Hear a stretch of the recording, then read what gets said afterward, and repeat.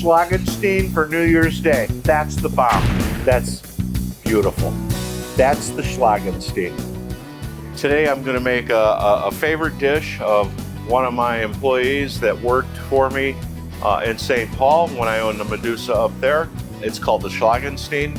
This is for Jeff, close friend of mine, and when I was in St. Paul, I owned and operated an Eggs Benedict restaurant, and we kind of did a version of a Wiener Schnitzel with pork tenderloin, and we used some of the toppings for the Cajun Eggs Benedict. So we kind of combined the Wiener Schnitzel and the Eggs Benedict dish, and we're going to show you how to make it today. So the first thing we want to do for this is we want to make Hollandaise. And then we're going to add a Tarragon Reduction to it, which I have here. And what I've done is I've taken apple cider vinegar, dry tarragon, or you could use fresh, shallots, and black peppercorns that have been crushed. I started with a cup of tarragon and 2 cups of apple cider vinegar.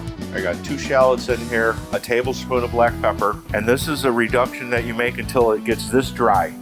Once all that vinegar has been absorbed and cooked off, you end up with this wet sand-like flavoring. And this is Béarnaise Reduction. This will last in your refrigerator for months. It's something you can put in a container and refrigerate. So we're gonna make the Hollandaise.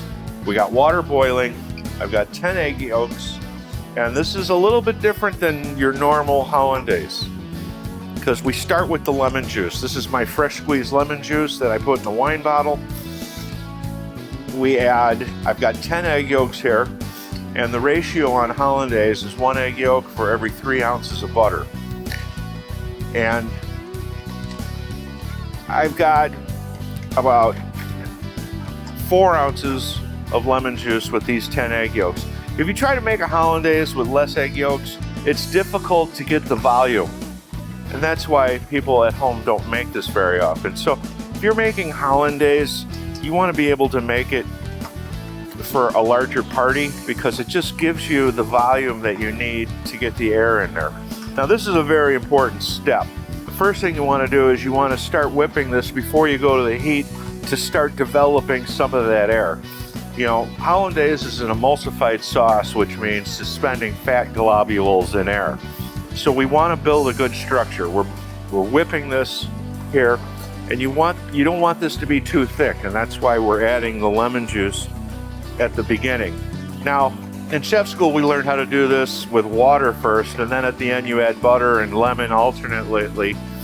But I found when I was making 80 yolk Hollandaise batches at the Eggs Benedict place, the lemon at the beginning helped stabilize the Hollandaise where you could pour in piping hot butter. So as you can see here, we're starting to get some foam, we're starting to get some structure. Now we're going to go to the heat. And when you're whipping, you want to use the action of your wrist. You don't want to use your whole arm. Then your arm doesn't get tired. This is something that you don't walk away from. Make sure you have a towel to turn. If you feel like the eggs are starting to scramble and it's getting away from you, just pull it off the heat. What we're looking for is a 5-second ribbon, which means is you pull the whip through this mixture and you have a 5-second track before it disappears. It's important that this part of the Hollandaise is done correctly, otherwise it won't hold the butter. If your eggs scramble in here, then the integrity of your base is compromised. So making Hollandaise, like I said, you start to see eggs starting to scramble on the side, you take it off. And it continues to cook because the bowl still has that residual heat. If you try to do this with 3 or 4 egg yolks, it's so difficult to do. It's so difficult to do it because you have such a little amount that it's almost impossible to do this without scrambling the eggs before you get the air into it. Now, as you can see, I drag the whip through. 1, 2, 3. It's just a little bit longer. We're at about 4 seconds. And you can tell when the egg starts, when you can start seeing the bottom of the bowl, you know that you're getting really close. I'm happy with that. We're at a 5-second track. Now we turn our water off, we put a towel over it, and that's to hold our bowl. Over here I have 2 pounds of butter because we're using 3 ounces per egg yolk. We just start really slowly at first. We add a little bit, we get it incorporated. You don't want to pour this butter in too fast, otherwise you'll break it. And it's going to thicken up as you go. And if it starts to get a little too thick, what's nice about this recipe is it's not clarified butter. It's the whole pound of butter. You just mix this up, get that water in there. That'll help thin down your thick hollandaise. Now, this butter was at a simmer before I used it. That's where the lemon juice comes in to help stabilize your hollandaise. I want to make sure I scrape the sides as I'm going. And as we're getting volume, we can start adding a little more butter. But after each pour, you want to make sure that the hollandaise is completely mixed up before you add any more butter. Otherwise, it'll break on you. You see how this is nice and thick? So we mix that water in our butter to help thin this hollandaise down. We're nearly there. Add, mix until it's all mixed in and smooth again. You notice I'm pouring a little bit more butter than I did when I started. You want to start out slow. That's the rest of my butter. It's the whole pound of butter. It's not clarified. Now I take this off that heat, off that towel. And look at that, that's gorgeous. Now to this, we're going to add, this is our Tarragon Reduction. We're adding it to our Hollandaise, and now we've got Béarnaise sauce. Hollandaise is a mother sauce which has numerous different sauces you can make with Hollandaise. Now, what makes this the Cajun Hollandaise is we put a little bit of my cayenne pepper sauce. We season it with just a little bit of salt, and we mix that in. That cayenne pepper sauce was my replacement for the normal hot sauce that we all use. Need a touch more salt. Always go light on salt because you can keep adding. This sauce is lemony, it's creamy, it's still warm, and look at the viscosity on the sauce. I mean, that's Hollandaise. It coats a whip without falling through. That's what good Hollandaise looks like. Now, what we want to do is we want to get it out of this bowl, these plastic crocks that we use for salad dressing in the restaurant business are great for this because they retain the heat. And we're going to pour this Hollandaise out of the bowl, and we're going to keep this Hollandaise at a warm temperature above the oven here. Look at that Hollandaise. That's gorgeous. When we put this on top of our eggs, you're going to love how this looks. This Tarragon Reduction, you put in a container, stick it in your refrigerator in the back. You could mix this with soft butter. You can put it in a tomato sauce. You can use it as any type of seasoning where you want to bring a little bit of acid and tarragon. Okay, so I'm going to turn my water for my eggs on so that gets going. And while we're waiting for that to get warm, we're going to get our pork tenderloin fabricated. I'm going to put a little bit of clarified butter, about 2/3 butter, 1/3 olive oil. We're going to turn this on to a medium heat. We're going to let that start warming up. Now I've got fresh pork tenderloin here. You want to take that silver skin off. You take that knuckle at the end off. Clean up some of this fat, but to get that silver skin off, you just go right under it. Now, we used to cut these in 3 pieces at the restaurant, and you stack them like this. And what happens is when we pound them down, there won't be a grain, it won't be tough. We use the small, just a little bit of oil, so the mallet doesn't stick. You don't need plastic. I'm kind of pounding and pushing at the same time. This is exactly how you would do veal or the pork schnitzel. You want it fairly thin because it's going to snap back just a little bit. A little bit of oil, just so that mallet doesn't stick. We push out while we're pounding. I'm doing this.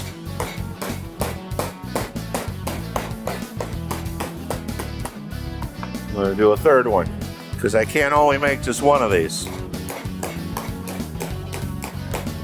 These are 1 pound pork tenderloins. They're fresh. Okay, we're going to do the standard breading procedure. First, we salt a little with kosher salt, only one side. A little fresh black pepper. This is a great Sunday breakfast special. Into unseasoned regular flour, all purpose. We dip it into egg. No water, no milk in there, that's straight egg. And then we use fresh breadcrumbs. We never use dry. The fresh breadcrumbs soak up more oil and get more butteriness. So, when you do the flour, make sure you shake it off really good. When you do the egg, you make sure that drips off really good so your flour or your breadcrumbs don't get all lumpy. And this is something you do right before you're going to cook it. That's why I didn't do these ahead of time. 1, I wanted to show you how to do it, and 2, you want to do it fresh. You want to get that Hollandaise made first. So that's all ready to go. Okay, you can see my butter is starting to crackle. We're going to do 2 at a time.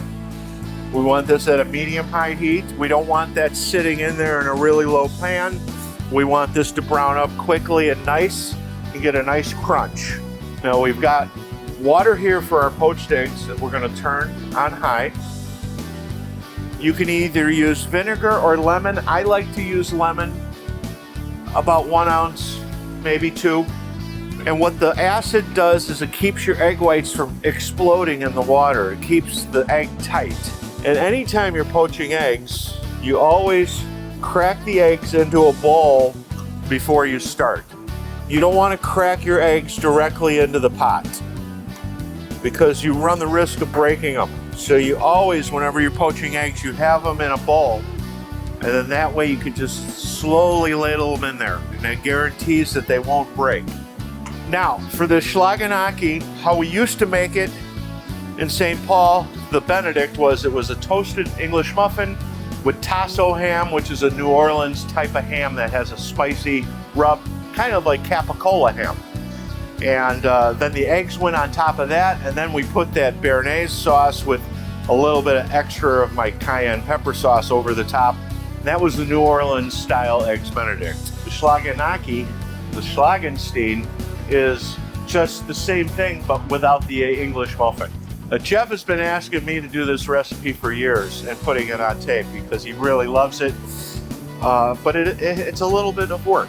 There's a little bit of prep work that has to go on here. This is not something that we sell at Medusa.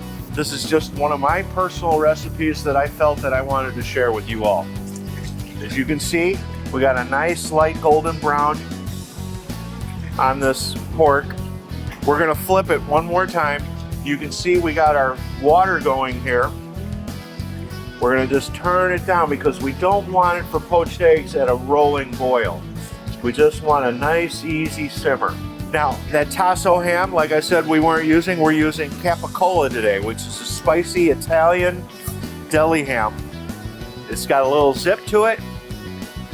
And all I did is I sliced it thin, I put a little bit of butter in there, and I got it over a low flame just to take the chill out. You don't need to cook it. Now, I don't like to start poaching my eggs until the pork is done. And I really don't want to flip until I get a nice golden brown on that other side. So our water for the eggs, just a little bit lighter. We want it to be boiling, but we don't want it really, if you have it too high, then your eggs are going to be bouncing all over the place and they run the risk of breaking.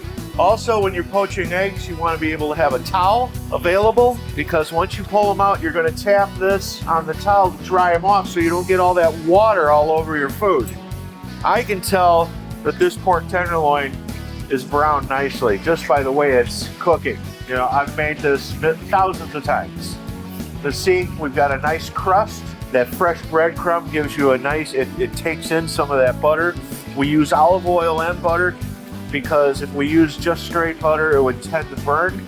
So the olive oil helps give you a little bit of an opportunity to have more heat to get the crusting that we want. And you also need a kitchen towel for this. Okay, so we've got this. We just take some of that oil off and put it on our nice Medusa dinner plate. While we're working on the eggs, we're gonna cook this third piece. I'm gonna set my timer for 4 minutes. All right, so we've got our egg water going. Got a little bit of lemon juice to keep our egg whites from going all over the place. And what we do, you get that water spinning in a circle. And what that does, see how the eggs are spinning in that circle with it? That's what keeps the eggs all together with those whites, including that lemon juice. Start our timer. Don't forget to do that. Eggs are in, timer's on, 4 minutes. Now while that's working, we put just a little bit of this, you know, in the case of when we made it up in St. Paul, it was tasso ham, which is really quite fatty. I like this capicola better because it's not as fatty. Now the third one, I'm gonna make Wiener Schnitzel out of Holstein. We're gonna turn this heat down a little bit because that's just getting a little bit too warm. This egg water is boiling pretty hard, so I want to turn that down as well. See these eggs? If you clean out, look at how these eggs look in here. Look at that egg. Isn't that beautiful? It stayed all together. The egg whites aren't all over the place. And see how low that water is boiling? That's what we want. We want them just to simmer in there. We got a timer on them. You have to do it with a timer. So the over easy eggs. I usually go about a 10-second count on over easy eggs. 1, 2, 3, 10. Now with the Wiener Schnitzel Holstein, I like to put a little chunk of unsalted butter here, a little fresh pepper, just a touch of salt, and a sprinkle of lemon juice. All right, so our eggs, 4 minutes. We take them out, we pat them on a towel, we put those on top of the capicola so the water isn't diluting our dish, okay? And we come in with that Béarnaise sauce that we just made. You're gonna love this, folks. Look at that. Look how nice and thick that came out. Put about a 2-ounce ladle over each egg. Now on the schnitzel, this is a la Holstein. Put the eggs right on top, just like that. Hit it with a little black pepper. If you want a little green or a little paprika, but this always got topped off with a little of my cayenne pepper sauce. And that is the Schlagenstein. Now let's take a look at what that egg looks like. We're gonna cut right into it like this. Look at that egg. It's runny, but it's firm and all the white is cooked. Same thing with this over easy egg. Look at that. The white is cooked, but you still have nice egg yolk. And that's the Schlagenstein, folks. Put a little black pepper around the side, but that's it. You can serve this. You don't really need to serve it with hash browns because you have the breaded pork tenderloin. Look at that egg. 4 minutes. If you like it softer than that, with the egg whites not quite cooked, then go 3.5 minutes. If you want them if you want them poached medium, then go to 4.5 minutes. That's beautiful. That's the Schlagenstein.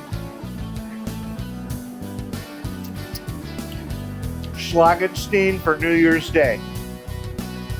That's the bomb. All right, so we're back. I wanted to show you this Hollandaise. It's still together 1 hour later in a warm area. Look, that's Hollandaise. Nice and thick. It coats the egg and it stays on the dish. It doesn't roll off the side like a thin sauce. This is Hollandaise. We showed you how to make it today. Just you have to make it with 10 egg yolks, so you have a chance to get the air into those yolks. Any smaller of a batch, it'll be very difficult. It's almost impossible to get that air. You can do your blender method and all that, but it won't be this. So when you plan on making hollandaise and you do a 10 egg, 2-pound batch, make sure it's for a party of 8 to 10 and you have broccoli to put it on. And then maybe you split it in half and add Béarnaise Reduction to the other half for your tenderloin, your roast pork, your chicken, lemon and dill on top of salmon. So you can make this large batch of hollandaise, split it up into 2 or 3 parts and add different flavorings to each one. Then that way it justifies making a 10 yolk batch. Anything less than 10 yolks though, you're gonna have a difficult time whipping air into it. And most likely it's gonna be scrambled eggs and you're gonna be frustrated. So I'm telling you right now, don't even try it unless you have a cordon bleu metal like I do, and I don't even try it, okay? Trust me on this one.